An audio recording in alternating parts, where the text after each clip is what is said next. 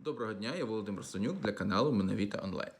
Сусід наш совковий, колись цілком пристойний президент Білорусі, а нині ніким цивілізованому у світі не признаний диктатор Олександр Григорійович Лукашенко, знову, що називається, колеблеться. В інтерв'ю московському пропагандисту-шовіністу Владимиру Соловйову на питання, чий Крим та коли Білорусь нарешті визнає незалежність Абхазії та Південної Осетії, прямо відповісти відмовився.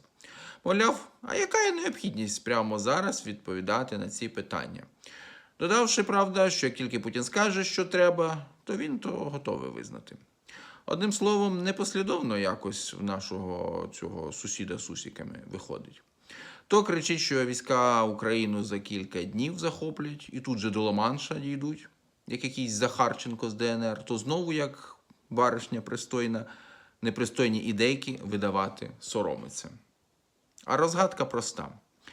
Хоч Путін вже реально не звів багаторічного правителя Білорусі до рівня ДНРівського отамана, в реального Захарченка з усіма його атрибутами Олександру Григорійовичу перетворюватися не хочеться. Хоча б тому, що знає сердешний, яка доля у ДНРівських Захарченок. Жизнь коротка, конець печальний.